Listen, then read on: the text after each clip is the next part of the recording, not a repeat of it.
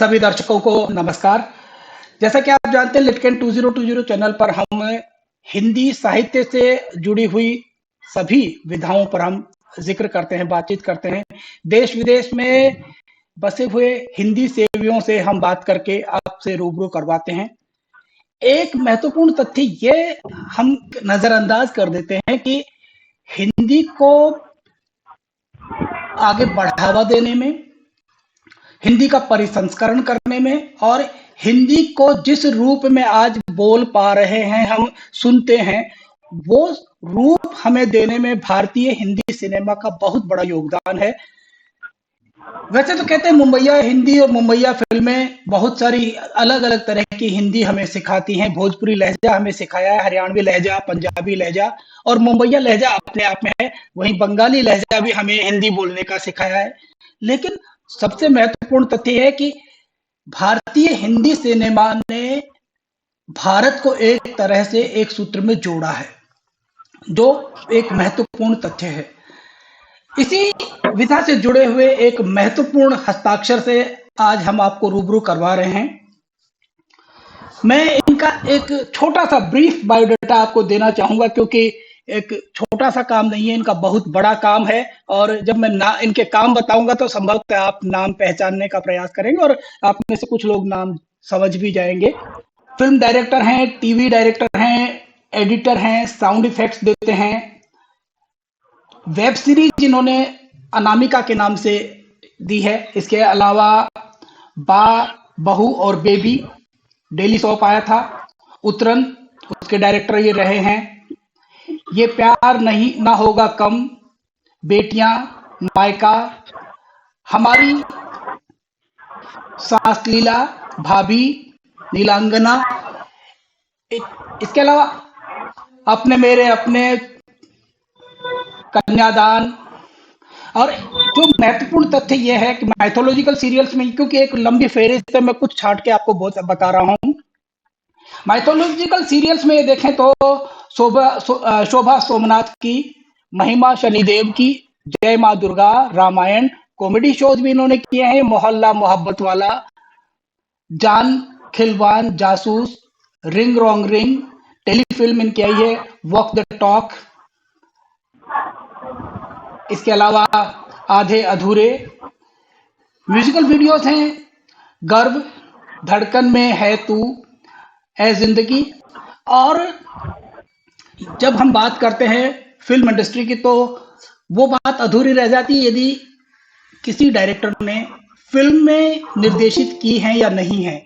तो हम आपको एक और जानकारी भी दे रहे हैं। कुछ हमारे साथ में जुड़े हैं, इन सबका स्वागत है। मिथुन चक्रवर्ती, रवि किशन और इनसे अभिनीत फिल्म जस्टिस चौधरी आई थी, उसके निर्देशक रहे हैं मार्शल हमराही।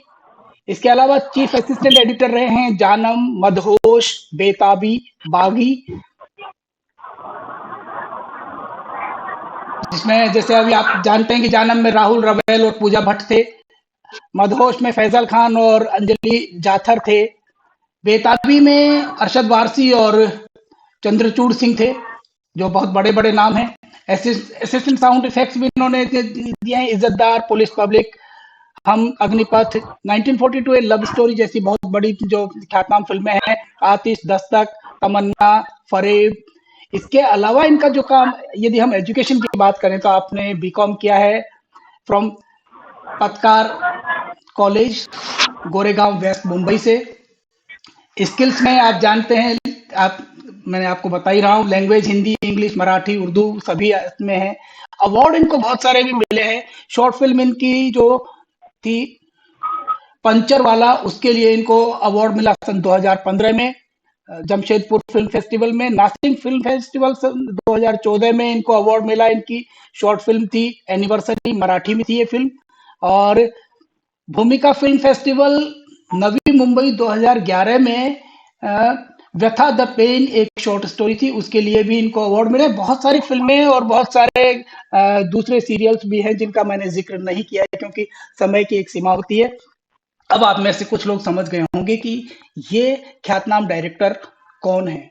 जी हाँ, आप है मनीष खंडेलवाल। मनीष जी का स्वागत करते हैं। मनीष जी, आपका हार्दिक अभिनंदन, स्वागत आज के हमारे शो में। धन्यवाद। आपने तो इतनी सारी लिस्ट बता दी कि सर अभी गांव में क्या किया भूल जाओ, अब क्या कर रहे हैं वो इम्पोर्टेंट है। वरना सर जो बैठे हुए हैं, बाकी लोग बैठे हुए हैं, क्या इंटरव्यू ले रहे हैं, हम तो जानते नहीं है उनको। रोहित शेट्टी अगर आप बुलाते तो शायद वो आ भी जाते, तो खुश भी होते, उनके घर वाले सब आके मिल जाते थे बैठ के। देखिए, अब रोहित तो सर अभी शेट्टी को सब लोग जान सकते हैं, जब लेकिन यदि मनीष खंडेलवाल को जानते हैं तो रोहित शेट्टी को भी जानते हैं, ऐसा नहीं है, क्योंकि मैं इतने सारे हर घर में आपकी पहुंच रही है। रोहित शेट्टी के जो फिल्में हैं वो हो सकता है बहुत सारे लोगों ने नहीं देखी हो, बहुत सारे लोगों ने नाम नहीं सुना हो, लेकिन कहानी घर घर की या टीवी सीरियल सॉप ओपेरा हर घर में, और कम से कम महिलाएं तो सारी जानती हैं, इसलिए। सर कोशिश किए। हाँ जी सर, जी सर, सर जी, आपका बड़प्पन है सर। कोशिश करता रहता हूँ सर, कुछ ना कुछ खाली ना बैठूं, कुछ नया करते रहूं, सीखते रहूं, तो कुछ ना ये कुछ डेली अपने आप को चैलेंज करने का मैं डेली करता रहता हूँ। ये अपने आप में एक बहुत महत्वपूर्ण तथ्य है कि आप अपने आप को बिजी रखते हैं और कुछ ना कुछ आप करते रहते हैं। ये कुछ ना कुछ खाली नहीं जो होता बैठता है। हूँ, कुछ लिखता रहता हूँ, कुछ ब्रॉडकास्ट करता हूँ, कुछ करते रहो। शूटिंग ना हो तो फिर मूव मूव निकल जाऊंगा बाहर। जैसे आपके यहाँ भी आना है, शॉर्ट फिल्म शूट करना है हाथी की कहानी का, लेकिन जी, वो हो नहीं रहा है योग। इसमें गोरखपुर चला गया था, फिर हजारीबाग चला गया था, अब जमशेदपुर जाना था। वो नए लोगों के साथ में लेता रहता हूँ, शॉर्ट फिल्म बनाता रहता हूँ, ताकि उनको एक प्लेटफॉर्म मिले। एक हमारे साथ ये राम निवास जी बैठे हुए हैं, ये हमारे मित्र हैं, ये भी एक संस्था चलाते हैं, साहित्य के जयपुर में ही संस्था चलाते अच्छा हैं। तो सर, एक, मैं डेफिनेटली अगर जयपुर आया तो आप लोगों से डेफिनेटली मिलूंगा सर। आपके थैंक पास यू, बहुत थैंक सारी यू, थैंक यू। नहीं, ना सर। उसके लिए तो हम आपका स्वागत को तत्पर हैं, जब भी आप आएंगे तो हमें बड़ा अच्छा लगेगा। और चलिए हम बातचीत को आगे बढ़ाते हैं। जी सर। जब हम बात करते हैं सिनेमा की या सोप ओपेरा की या वेब सीरीज की, एक सब में एक बेसिक डिफरेंस कहीं ना कहीं होता है, वो हमारे श्रोता भी जानना चाहेंगे कि ये सब चीजें ठीक है। टेलीफिल्म में देख ली, सीरियल्स देख लिए, फिर सोप ओपेरा की बात करते हैं, तो ये एक जो बहुत बारीक बारीक सा डिफरेंस है वो हम आपसे समझना चाहेंगे। सर हम जब छोटे से बड़े हुए तब सिनेमा देखते थे सर। एक टीवी होता था ब्लैक एंड व्हाइट का। तो जैसे टेक्नोलॉजी बढ़ती है, जरूरतें बढ़ती रहती है, लोगों को चाहिए कुछ और देखें। एक दुकान होता है, दुकान वाला सेल्समैन होता है, अपने घर के नीचे दुकान खोलता है, तो बस उसके क्षेत्र उतना ही होता है। धीरे धीरे टेक्नोलॉजी बढ़ती है, गाड़ियां होती है, हाथ गाड़ी बैलगाड़ी से निकल के साइकिल गाड़ी पे आने लगे, तो वो चाहता है कि बिजनेस और बढ़े। तो वैसे ही सिनेमा का बिजनेस है, टीवी का बिजनेस है। चैनल्स आने लगे, थिएटर्स बढ़ गए, तो मल्टीप्लेक्स ठीक। आने लगे, तो चॉइसेस मिल गए। जैसे पहले क्या हम लोग जाते थे कपड़े सिलाते थे, तो दर्जी के पास जाते थे, लेकिन अब क्या हुआ है, रेडीमेड आने लगे, जी, चॉइसेस होने लगे लोगों के पास। तो वैसे ही सिनेमा आ गई, सिनेमा आ गई, और लॉकडाउन के बाद में ये ओटीटी चैनल्स लोग ज्यादा देखने लगे। कि आप जो भी ओटीटी चैनल्स देख लो, आप सोनी लिव हो या नेटफ्लिक्स हो या कोई भी हो, पहले तो मोबाइल पे देखते थे, लेकिन अब आने के बाद खाली बैठे थे, लोगों को भी एंटरटेनमेंट चाहिए ना सर। बिल्कुल बिल्कुल। अब जैसे आप दिन भर काम करते हो, गवर्नमेंट सर्विस में हो, कुछ भी हो, आप दिन भर उसी में नहीं लगे रहेंगे ना। शाम के टाइम, आज के टाइम आपको भी एंटरटेनमेंट चाहिए ना सर।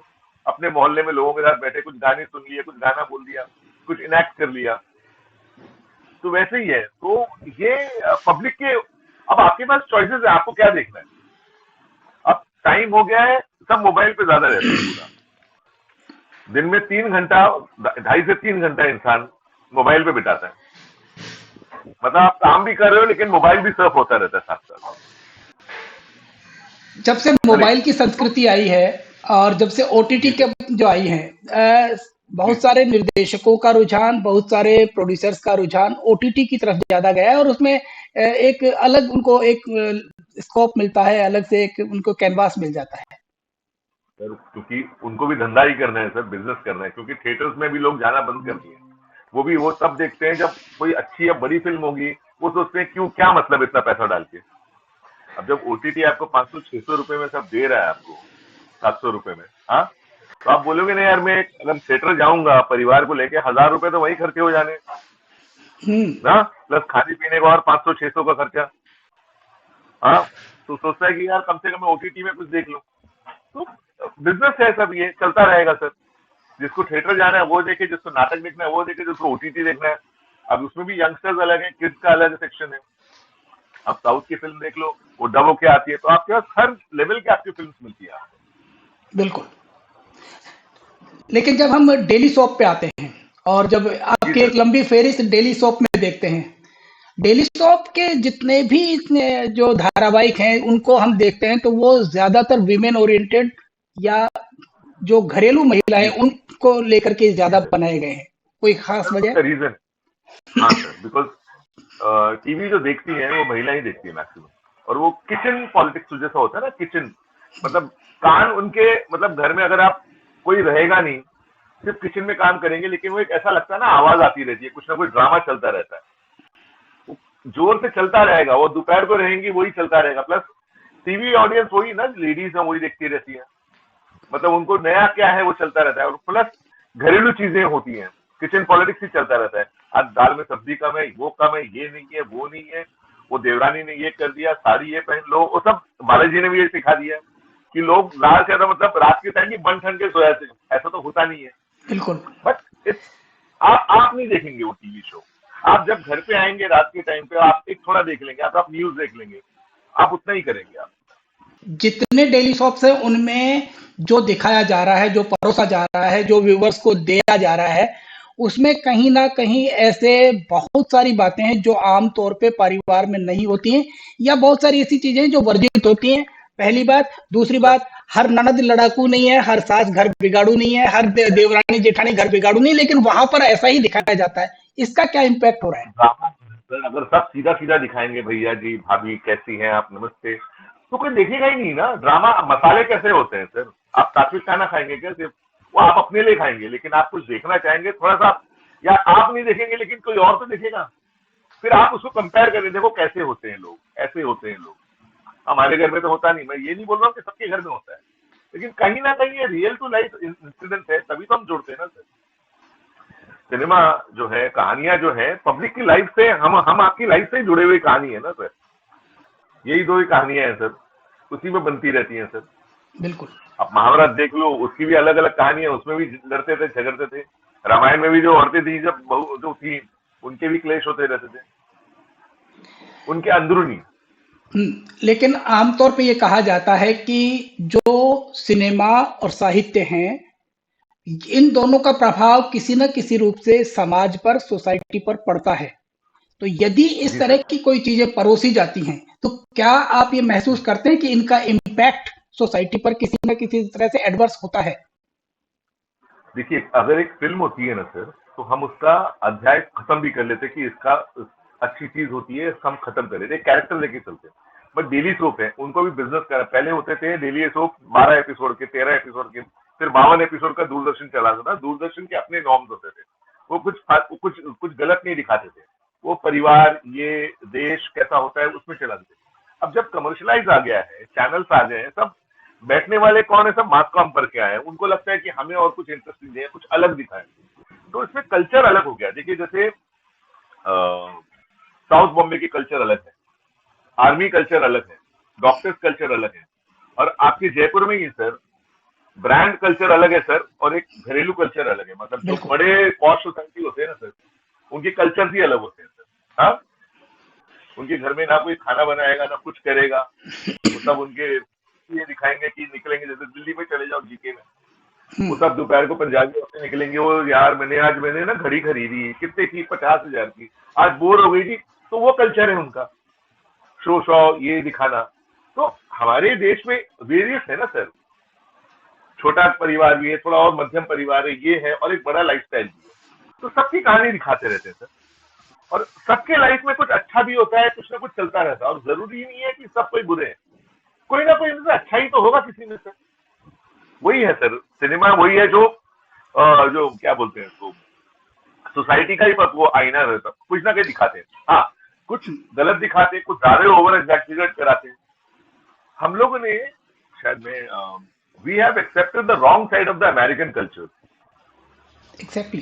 जो फॉरेन कल्चर जो है ना हमने उनकी टेक्नोलॉजी हमने वो नहीं देखी हमने उनका क्या स्टाइल है ये है उनकी मेहनत जैसे साउथ वाले करते हैं साउथ वालों से बड़ा कोई नहीं है सर कूल जो डेडिकेशन है जो काम में लगन है एक प्रोजेक्ट भी अच्छा बनाते हैं अगर कैरेक्टर गलत भी होगा तो उसको इमोशन के साथ उसको भी बताते हैं क्यों है जस्टिफिकेशन क्या था उसका तो सर हर प्रकार के लोग हैं अगर आप जाएंगे बाहर आप तो वेजिटेरियन होंगे मैं अगर बाहर निकलूंगा तो नॉनवेज भी मिलेगा, ये भी मिलेगा, अच्छी चीज भी मिलेगी, बुरी चीज भी। तो श्रोता तो बहुत है ना सर, पब्लिक कितनी है सर? चलिए, ये बाजार की एक बात है। बाजार से इतर यदि हम देखें व्यक्तिगत तौर पे मनीष खंडेलवाल एक व्यक्ति के तौर पे और एक फिल्म डायरेक्टर के रूप में, डेली शो सोप के डायरेक्टर और प्रोड्यूसर के रूप में देखें, व्यक्तिगत तौर पे क्या महसूस करते हैं और एक डायरेक्टर के रूप में क्या महसूस करते हैं? सर देखिए क्या होता है, क्लाइंट को क्या चाहिए वो पहले दो। ये अगर कोई बाजार हो देने गया। आया है हमको, ये बाजार हो गया। मुझे जो बनाना है, मुझे जो अच्छा लगता है वो मैं शॉर्ट फिल्म बनाता हूँ, जो मैं शॉर्ट फिल्म बनाता हूँ एग्जैक्टली। दिल को छुए, क्योंकि उसके लिए कोई खरीदार नहीं है ना। मेरे को जो अच्छा लगता है वो दिखाऊं ना, जो मेरी सेंसिबिलिटी, जो मेरी सोच है, जिससे हमने सीखे हैं सर, जो कुछ सीखा है। क्योंकि इंटरनेशनल मार्केट फेस्टिवल फिल्म में दर्द बिकता है। गुलजार साहब ने ये जो फिल्म बनाई थी और शॉर्ट फिल्म बनाई थी, पहले आती थी यात्री, बहुत सारी फिल्म आती थी। बिल्कुल। तो स्लाइस ऑफ लाइफ जरूरी है सर। जैसे कोरियन सिनेमा होता है स्लाइस ऑफ लाइफ, बिकॉज हम लोग वो भूल चुके हैं। तो मैं वो छोटी छोटी, अब मेरी फिल्म अगर कोई देखने जाएगा, मतलब 2 घंटे की बना, कोई देखने नहीं जाएगा सर, बोलेंगे पागल है, क्यों कैसा खर्चा किया। तो छोटे में क्या बना सकते हैं, 10 मिनट की फिल्म, 5 मिनट की फिल्म, गुदगुदा के निकल जाओ, उसमें आपको समझ आए तो ठीक है। अभी एक मेरी फिल्म, अभी शॉर्ट फिल्म अभी आई होगी, मैंने रिलीज की, आपने देखा होगा लास्ट वीक, मैं से हम, एक घरेलू कहानी है। तो मैक्सिमम सब होता है, विचारों का आदान प्रदान है सर, वो सोच की, एक हम सास की क्या सोच है बहु।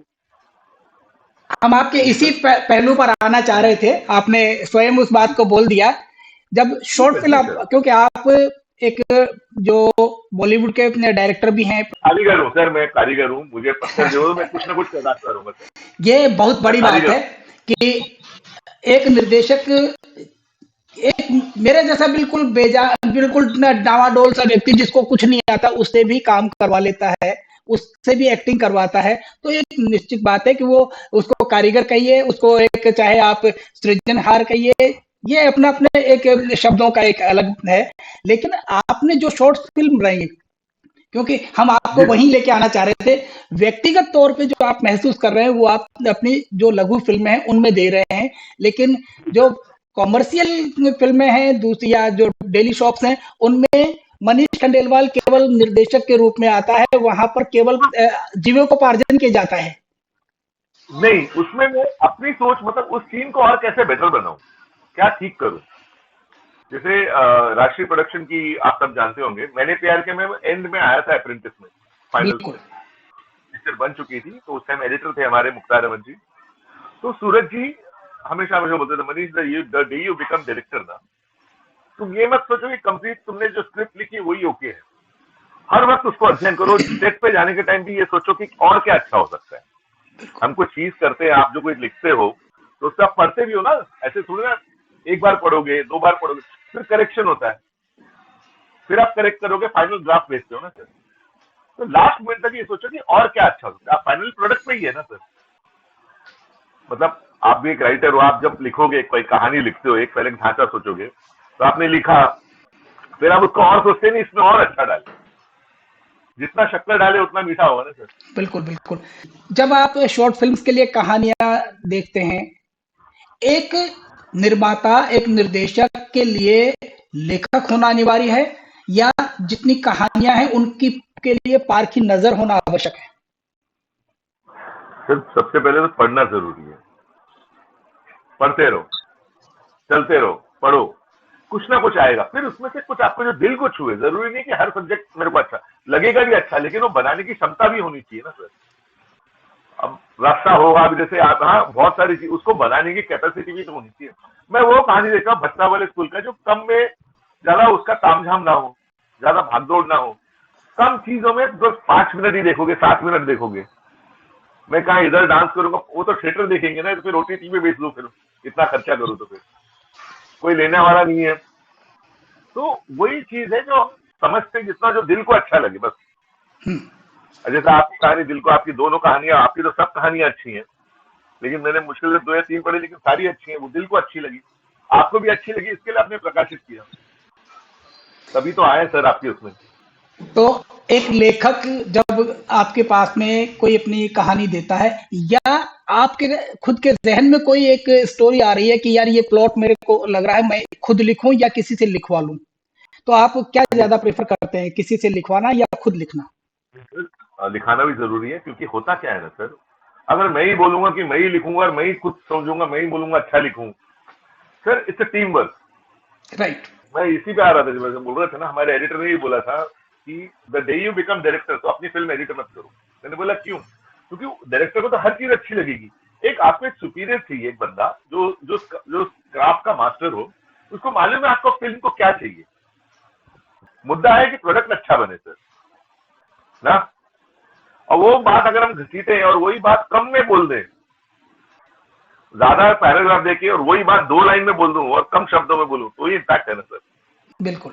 2 घंटे की फिल्म का वही मजहब है कि ज्यादा मत बोलो, डायलॉग मत दो, बस कम में संक्षेप में बताइए क्या बताना चाहिए। एक फिल्म का या डेली सोप का या शॉर्ट फिल्म का डायरेक्टर होने के लिए उस आदमी में एडिटिंग का की जानकारी उसको होना चाहिए, साउंड रिकॉर्डिस्ट की, साउंड एडिटिंग की जानकारी होना आवश्यक है, या सिर्फ अलग-अलग आदमी दूसरे अपन हायर कर लेते हैं, वो आदमी केवल अपना डायरेक्शन का काम कर लेता है, इनमें काम चल जाता है? सर अभी क्या है ना, ये बड़ा ऐसा क्वेश्चन है ना, आपने बड़ा अच्छा किया है। थिएटर टाइम पे होता था ना, थिएटर जब करते थे, थिएटर शायद आपने, तो उसमें बिल्कुल। जैसे स्कूल में सब कुछ सिखाते हैं ना सर, ये भी करो ये भी करो। अगर आप कोई इंस्टीट्यूट जाएंगे तो आपको सब लेवल में सिखाते हैं इंस्टीट्यूट में, साउंड भी है, ये भी है, एडिटिंग, ताकि नॉलेज होना जरूरी है। अब राज कपूर साहब के लिए कहा जाता है कि वो बहुत अच्छे एडिटर भी थे, बहुत अच्छे डायरेक्टर भी थे, बहुत अच्छे प्रोड्यूसर भी थे। इतने सारे गुणों के बावजूद भी वो हमेशा अपने साथ में रखते थे। सर वो इसके लिए है ना सर, एक तो सर आपने इतना बड़ा नाम ले लिया राज कपूर साहब, उनकी पूरा परिवार देखिए ना, पूरा जीवन उन्होंने सर किसके साथ दिया, उनके पिताजी कौन थे सर, जी। तो सर वो भी तो देखिए ना, आपका स्कूल कौन है सर, आपका बैकग्राउंड क्या है, कहाँ से आए हो और कितने साल लगे सर। ऐसा नहीं है चलो अगर कोई नया भी हो, लेकिन वो उसने इतने साल तपस्या तो की है सर उन्होंने ना। तपस्या करना जरूरी तब होगा ना सर। राज कपूर साहब देखिए, वो पहले फिल्म बनाए तो उस टाइम प्योरिटी थी हर काम में, उस टाइम बिल्कुल। रिस्पेक्ट था, जो करते थे दिल से करते थे, उसके नाम काम करने वाले लोग अच्छे होते थे, सब मेहनत से लगते, एक प्रोजेक्ट को करते थे। साउथ के लोग करते हैं, एक प्रोजेक्ट पे ध्यान देते। अब कमर्शलाइज हो गया, उनको लगता है कि हमें ज्यादा ठीक है भैया, तो इसके लिए मैं करता हूँ, जब तक लगता है करो, जब नहीं लगता बोला कि ठीक है मैं निकलता हूँ, निकल जाता हूँ, फिर दूसरा कर लेंगे तो। चलिए, आपके जो निर्देशित की हुई फिल्में और डेली सोप्स उनके ऊपर आते हैं। जब हम जस्टिस चौधरी की बात करते हैं, उसमें कुछ अपने अनुभव बताइए, क्योंकि मिथुन दा जैसे बहुत वरिष्ठ जो कलाकार हैं वो भी उसमें थे, राजकिरण जैसे भी कलाकार थे और दूसरे और भी कलाकार थे, तो उनके साथ में एक अनुभव आपका कैसा रहा? सर देखो, मिथुन दा के साथ पहले भी, मतलब ऐसा नहीं है कि जब हम असिस्टेंट थे तभी उनके साथ किया था काम, बट वो ऐसे एक्टर है ना कि उन्होंने बड़े से बड़े डायरेक्टर के साथ भी काम किया और नए लोगों के साथ भी काम करते थे। वो तो ऐसा था कि मैंने कोई एक पिक्चर डायरेक्ट की थी, गोस्ट डायरेक्शन, तो वो देख के जो मिथुन के प्रोड्यूसर से आए थे, मनीष हम्म। करेगा, बोला कर लेंगे। फिर दादा के पास गए थे ऊटी, तो दादा क्या परखते हैं ना कि क्या है क्या नहीं है, क्या किया है। जब फाइनली बोला कि मैं एडिटर भी हूँ तो खुश हो गए, अरे एडिटर हो, स्टॉक, बिकॉज उस टाइम का स्टॉक चलता था सर, 400 फीट का स्टॉक चलता था। तो ऐसा नहीं है कि अभी डिजिटल है तो लेते रहो शॉट, इधर से भी ले लो, इधर से भी ले लो, 5 जगह से ले लो। शॉट एकदम प्रिसाइज होते थे, बिल्कुल। आपको इतना ही लेना है, इतने डायलॉग इतना लेना है, या वाइड एंगल लेना है, टू लेना है, ओवर शो लेना है। तो हम जब लेते थे स्टॉक भी बचता था। एक्सपीरियंस देखिए, दादा वो क्या एक्सपीरियंस, वो 3 3 नेशनल अवार्ड ले चुके हैं सर वो। बिल्कुल। बिल्कुल। हाँ, तो वो हमेशा बोलते थे कि मुझे 250 फिल्म का एक्सपीरियंस है। तो आपका फेलियर भी आपको एक्सपीरियंस देता है ना सर। फेलियर तो ज्यादा एक्सपीरियंस देता है, मैं समझता हूँ ये ज्यादा है। तो ठीक है ना सर, अभी वो इतना कर दिए, प्लस लगे रहो ना, अपने काम में लगे ना। अगर आज और जैसा होता है ना कि आज मैं कोई काम कर रहा हूँ, दुकान नहीं चली, दुकान चेंज करके मैं ठेला लगा रहा हूँ, फिर मैं कोई दूसरा कर रहा हूँ, आप एक ही लाइन में रहिए, होगा ना, कभी ना कभी तो होगा जो आपको पसंद है। तुम्हारे घर वाले बिल्कुल। ही वही बोलते थे, मतलब हम सीनियर्स भी, do what you love and love what you do. वाह। आप वो करिए जो आपको अच्छा लगे, और वो प्यार से करो, दिल से करो, तो उसमें आपको बोरियत नहीं होगी काम में। जब आप किसी को चाहे वो फिल्म हो चाहे आपकी शॉर्ट फिल्म हो, आप डायरेक्ट कर रहे होते हैं, और उस वक्त यदि आपको कोई असिस्टेंट या कोई दूसरा आपको कहता है कि नहीं नहीं नहीं, आप इसमें ये थोड़ा सा अगर आप इसको ये करेंगे तो ये ठीक रहेगा, एज ए डायरेक्टर क्या आपको वो एक्सेप्टेबल होता है या? सुनिए, होता है ना सर, सुनना सबकी है, कब क्या कौन आपको क्या बता दे ना। Suggestions are always welcome sir, क्या बोल रहे हैं ना। अब लेकिन अब जाना कहीं और है, बोल कहीं और हो, तो उसका भी तरीका है, मेरे को मालूम है ना क्या है, तो उसका रीजन भी बता सकते कि कर सकते हैं, लेकिन ये कब होता है। एक बेसिक डिफरेंस हम जानने की कोशिश कर रहे हैं कि जब डेली सोप करते हैं तो एक कहानी में हर दिन कुछ ना कुछ आपको नया जोड़ना होता है। फिल्म के स्क्रिप्ट आपके पास में बिल्कुल तैयार है कि हाँ हमें लगभग इतना है, तो इसके इर्द गिर्द ही चलना है पूरा, मतलब एक बेस हमारे सामने है। डेली सो फुटेज वाला चक्कर है सर, दिन दिन के एपिसोड निकालने होते हैं, जो लिखा रहता है उसी को खींचो, हाँ उसी को खेलो, और सब सेट है सर। हम्म, हमें सिर्फ आके बस ये करो सब सेट है। शो सेट होता है तब करो, लेकिन डेली सोप चल रहा है, उनकी भी देखो चैनल वालों की भी रिस्पॉन्सिबिलिटी है, क्योंकि साइमल्टेनियसली और चैनल भी चल रहे हैं, उनकी भी तो बिल्कुल बिल्कुल। टेंशन है ना। एड्स कैसे आएंगे, रेवेन्यू कैसे आएगा, पब्लिक कैसे देखेगी, तो ज्यादा से ज्यादा वो ड्रामा देते हैं ताकि आपको लगे अरे बाप रे क्या हुआ अब देखें। मिथुन दा के साथ आपने एक फिल्म और की है, मार्शल। मार्शल मार्शल की। वो भी आपने डायरेक्ट की है। अ, जी सर, जी मार्शल और जस्टिस चौधरी दोनों बिल्कुल अलग अलग मिजाज की फिल्में हैं। जी सर, जी सर, जी हम्म, सर। बस सर वो राइटर एक ही थे, मिराज मिर्जा साहब, हम्म, और वही सर देखिए अपने आप को घंटों का अमिताभ मानते थे, मतलब वो लोग बोलते थे, फ्रंट बेंचर्स देखते थे, चाय वाले, रिक्शा वाले, जो ठेले वाले, उनको ज्यादा पसंद करते थे। तो वही उनको मालूम है, बी मतलब वो बी सेंटर के सुपरहिट थे वो। ऐसा नहीं है कि उन्होंने एक क्लास फिल्म दी जबरदस्त की है, बट जहां से रेवेन्यू आ रहा है जरूरी है ना सर, पब्लिक जहां बुला रही है, काम तो वो भी चल रहा है। उन्होंने अपनी पूरी इंडस्ट्री सेटअप कर दी थी ऊटी में, हम्म। कोयम्बटूर में, पूरी इंडस्ट्री सेटअप कर दी थी, लोग वहां जाते थे उनके पास, उनको आने एक की हम जरूरत नहीं पड़ती थी वो। एक बात आपसे जानना चाहेंगे, ये हालांकि आपसे व्यक्तिगत तौर पे जुड़ी हुई नहीं है लेकिन मिथुन दा से जुड़ी हुई है। एक तरफ मृगया जैसी जो उनकी पहली फिल्म थी जिसमें उनको राष्ट्रीय पुरस्कार मिला, और एक तरफ मार्शल, जस्टिस चौधरी, और फिर डिस्को डांसर पे भी जाए। उनकी फिल्मों को आप किस रूप में, एक अभी तक एज ए डायरेक्टर आप क्या अभी देखते भी हैं? सर, एज ए डायरेक्टर मैं कुछ नहीं देखता हूँ सर, इतना बड़ा स्टार एक प्रपोजल सर, देखिए हम बैठे हैं खाली में, कुछ काम आया है, कोई एक्टर आया है, तो हमें वो उसको क्या बेटर कर सकते हैं वो देखना है। उसमें हम फैल जाएंगे मैं डायरेक्टर हूँ सर, कोई नहीं है सर, एक इंसान है, काम कर रहे हैं, काम करो निकल लो।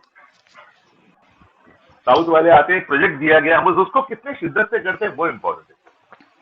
ये सोचेंगे मैं तो बन गया हूँ, अब तो मैं बन गया, ऐसा नहीं होता है सर। फाइनली जाना सबको ऊपर ही है। जी सर बोलिए। जब आप शॉर्ट फिल्म्स की तरफ जाते हैं, क्योंकि आपकी बहुत सारी शॉर्ट जी फिल्म्स हमने व्यक्तिगत तौर पे भी देखी हैं, और हर एक में कहीं ना कहीं एक, जहां गुदगुदाती है तो वहां कहीं ना कहीं विवश करती हैं सोचने पर, जीवन के जी सर, यथार्थ को दिखाती हैं। जी सर। ये जो चीजें हैं, दोनों चीजों में जो आपने कहा कि जब मेरी व्यक्तिगत भावनाएं जब होती हैं तो मैं उनको शॉर्ट फिल्म में ही देना चाहता हूँ। क्या इन शॉर्ट फिल्म से कोई एक, चाहे हम डेली सोप तो नहीं कह सकते लेकिन कोई फीचर फिल्म या इस तरह की, इसमें आपका मन नहीं करता? करेक्ट है सर, मेरे पास है। अभी आपने देखा होगा, मैंने लास्ट मंथ एक लास्ट 20 दिन पहले एक ट्रेलर डाला था अननोन नंबर का, एआई में बना के कंप्यूटर। लेकिन सर वो बनाने के लिए फंड तो चाहिए, पैसे तो चाहिए, मैं किससे मांगू? अगर किसी से मांगने जाऊं बोलेगा पता नहीं है, लूटने आया है, क्या करने आया है, क्या बनेगा। तो सर किसी की जबान और किसी की सोच को हम रोक नहीं सकते ना सर। करना तो है बहुत कुछ, लेकिन क्या करें। शायद हो सकता है आपकी बात करने के जरिए से शायद कुछ लोग जुड़ जाए, चलो करते हैं कुछ। सोच तो अच्छी है, करे तो सही सब मिलके कुछ, अपनी दुनिया खुद बनाओ।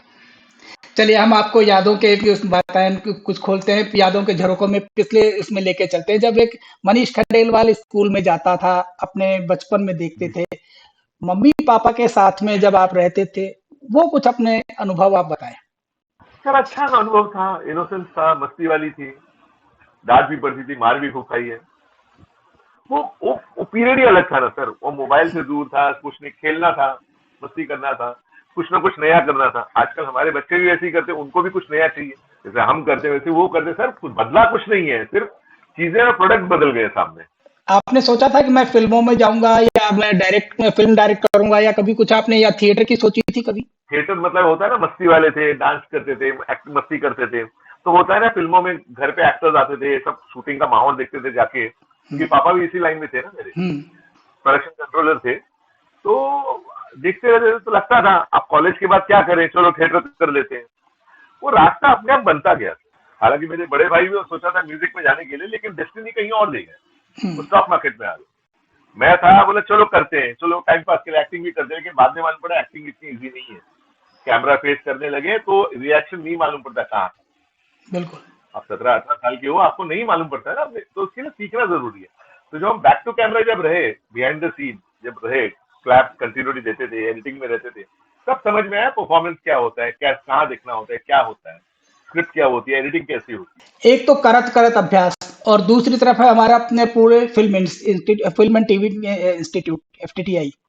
जब वहां है। से हाँ कोई जी। आदमी आके निकलता है, और एक आप जैसे व्यक्ति जिन्होंने पूरी जिंदगी भर करत करत अभ्यास के, तो वहां से तो कहीं इनमें एक होता है कॉपी बुक स्टाइल और एक होता है अनुभव। और अनुभव की पाठशाला बड़ी होती है या अपने जो कॉपी बुक स्टाइल की पाठशाला बड़ी होती है आपके हिसाब से? देखिए, नहीं सर, वो भी इम्पोर्टेंट है, वो इसके लिए है क्योंकि सर उनको सिखाने के लिए बड़े बड़े फैकल्टीज आते हैं सर, बड़े बड़े डायरेक्टर्स आते हैं, उनको पैसा दिया है उनको वो सिखाने के लिए। जैसे हम कोई इंस्टीट्यूट जाएंगे सीखने के लिए, वो प्रोफेशनल साइंस, लेकिन वो वहां तो सीख लेंगे, लेकिन प्रैक्टिकल नॉलेज तो उनको यहीं पे आना है ना सर। शूट पे बिल्कुल। देखना है, लोगों से मिलना है, वो तो है, तो वो तो चलता रहेगा सर। भीड़ इतनी है, कुछ ना कुछ सर आपको survival for the fittest, survival for the fittest. जो आप में क्या क्षमता है सर, उसमें लगे रहिए सर। दौड़ तो सब रहे, आपको अपनी दौड़ लगानी है, उनको अपनी दौड़ लगानी है सर। फिर यही बोल रहा ना, उसी में लगे रहो सर। अब जैसे आप तो बोल रहे हैं एफटीआई के बहुत से नौसिखिए आ गए सर, हम्म। कोई इधर से कोई उधर से, और हमारे सर पे खड़े हुए बैठे रहते हैं और हमें सिखाने लगते हैं, तो क्या बोलेंगे सर इनको? इसके लिए मुस्कुराते रहो सर, करते रहो। जी, बोलिए रामनिवास जी। जी, मैं क्षमा चाहूंगा, मैं खंडेलवाल सर से पूछना चाह रहा हूँ, आज अपने सामने क्या चुनौतियां मानते हैं अपने प्रोफेशन के लिए? चुनौतियां तो आती रहेंगी जीवन में, डेली।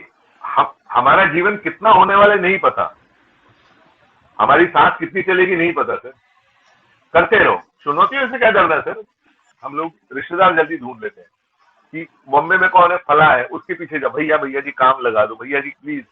वो बैठ जाएगा, जो अपने काम में कमजोर होगा दूसरे काम में दखल देगा। प्रोफेशनल बनो, प्रोफेशनल बन के आओ साउथ की तरह।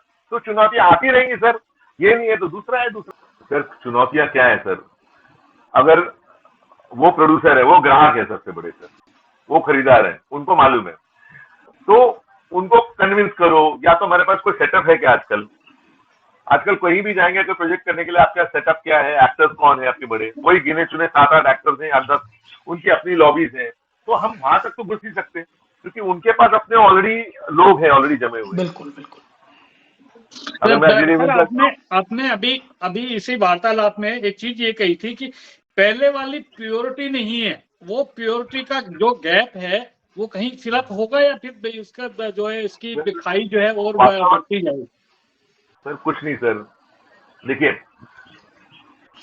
संस्कार वही है, आपने जो दिए, आपके पहले आपकी पीढ़ी कैसी थी, अभी आपकी आने वाली भी, आपको अभी की पीढ़ी की टेंशन नहीं, आपको आने वाली पीढ़ी की टेंशन।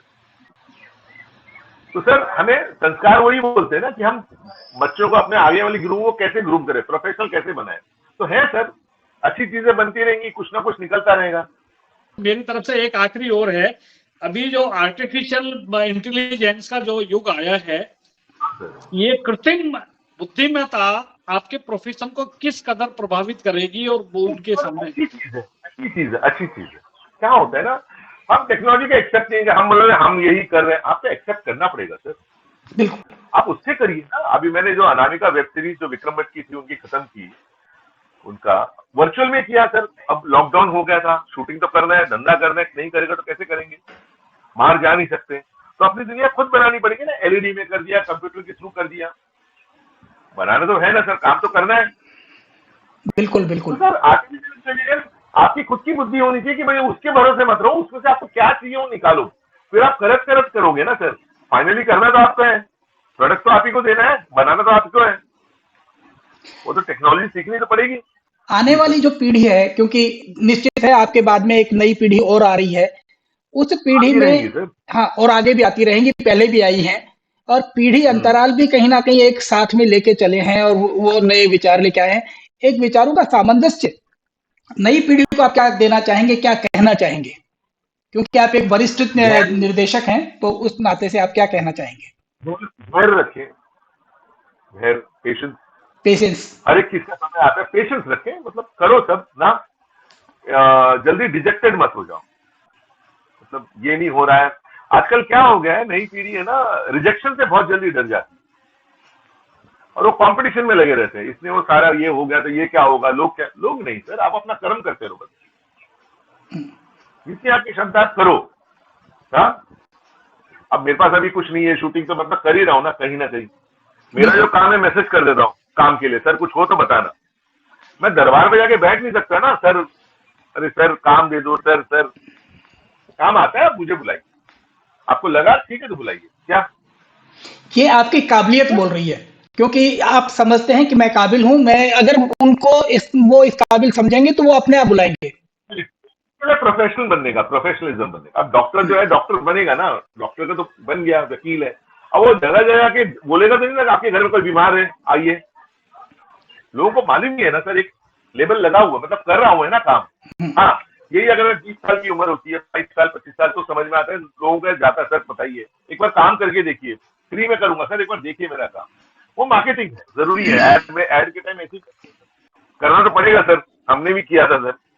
अच्छा, एक सवाल जो मेरे जहन में आ रहा है वो आपसे पूछना है, क्योंकि आपसे ज्यादा बेहतर कोई भी नहीं बता पाएगा। आमतौर पे ये तो खैर ये आरोप सब जगह लगता है, लेकिन बॉलीवुड में बहुत ज्यादा ये लगता है नेपोटिज्म का, भाई भतीजावाद। क्या वाकई ऐसा सर होता है? आपने महसूस किया है क्या ऐसा? सर मैं भी आपको इस पे भी आता हूँ सर, कहीं सर हर जगह है सर। अभी मैं बरेली जाने वाला था शॉर्ट फिल्म करने के लिए, गोरखपुर गया था, वहां के एक्टर्स मांगे तो वहां के थिएटर वाले ग्रुप थे, उन्होंने मना कर दिया, क्योंकि उनको ये डर है कि ये आ गया तो हमारी पोल ना खुल जाए। अरे हम सब काम ही करने हैं ना, वहां बरेली गया तो वहां पे एक्टर सोच रहे नहीं हम तो वहां करें। सर ये सोच हर जगह है, सोच को बदल नहीं सकते सर। हम आ रहे हैं कुछ करने के लिए, हम किसी को लूटने नहीं, हम आ रहे हैं, आ रहे हैं, चलो किसी को करते हैं, हम कुछ कहानी है हमारे पास, आए चलो हाथ जोड़ के मिलते तो है कम से कम। हाँ, एक प्रोजेक्ट तो बनाए कम से कम। आप में काबिलियत है तो निश्चित रूप से उस काबिलियत को भाई भतीजेवाद की जरूरत नहीं है, नेपोटिज्म की जरूरत नहीं है, उससे डरने की जरूरत भी नहीं है। फिर वक्त लगेगा, टाइम लगेगा, कुछ चीजें खराब होंगी, लेकिन अपनी दुनिया पैरेलल बनाओ। जैसे अभी आजकल फेस्टिवल फिल्म जो चल रहा है ना, हाँ, शॉर्ट फिल्म एक जरिया है जो इंटरनेशनल मार्केट आपको ले जा सकता है। बिल्कुल। पहले क्या था, पैरेलल सिनेमा बनती थी और कमर्शियल सिनेमा अलग बनती थी, पैरेलल सिनेमा अलग बनती थी, लेकिन बिल्कुल। अब क्या हो गया, दोनों मर्ज हो गए, आप दोनों चीज देख सकते हैं। लेकिन फेस्टिवल फिल्म ऐसी है ना, 10-10 मिनट की लघु कथा है, ये आपको प्रोत्साहन देता है, क्योंकि वहां पे बड़े डायरेक्टर्स बड़े प्रोड्यूसर्स आते हैं फेस्टिवल्स में देखने के लिए। कब कौन सा काम क्या पसंद आ जाए सबका, अब यूट्यूब इतना बड़ा है, फेसबुक इतना बड़ा है, कब कौन सा काम पसंद आ जाए, आप लगे बिल्कुल। रहिए ना। हम सोचेंगे नहीं, ऐसा होता है नहीं, मुझे सामने वाला कोई प्रोड्यूसर है तो मैं करूंगा, कोई नहीं आएगा सर। अभी भी आप मैं देखता हूँ कि आप कहानियां लगातार पढ़ते रहते हैं, दूसरे आपके सृजनात्मक जो प्रवृत्तियां हैं उनको आप हमेशा आगे बढ़ाते रहते हैं। सर साथ साथ चलता भी रहता हूँ, बहुत बहुत चलता हूँ, ताकि ऑब्जर्व करता रहता हूँ लोगों को क्या है सर। अभी मेरी नेक्स्ट शॉर्ट फिल्म आएगी एल्जाइमर पे, जी। एक बूढ़े आदमी की कहानी, तो वो बनाने वाला हूँ, चलिए। तो बहुत जल्दी देखोगे आप नेक्स्ट मंथ तक, और हो सकता है उससे पहले आपके यहीं आ जाऊं बनाने के लिए। बस वही बिल्कुल। है कि आपके आसपास मिल जाए सर, लोकल्स मिल जाएंगे ना, तो कुछ ना कुछ हाथ जोड़ेंगे तो हम कुछ बना सकते हैं सर, वही है। देखिए, जब वही है ना, चराई बहती तो निश्चित है, हमारे संस्कृत आख्यानों में ये बात मिलती है कि हम अगर चलते रहेंगे तो कुछ ना कुछ मिलता हाँ, रहेगा। हाँ सर, हाथ तो जोड़े, कुछ तो मिलाएं, क्या होगा। मैं बिल्कुल। घूमता बहुत हूँ, जाता बहुत हूँ, मालेगांव गया था, मालेगांव के लोग अपनी इंडस्ट्री खुद बनाते हैं। मेरठ के गया था, मेरठ की फिल्म अपनी खुद की बनती है, चलो करते तो है ना सर, भले नाटक किया ये कर दिया, ताकि अपने लोगों को देखते रहे, देखो कैसे कर रहे हैं।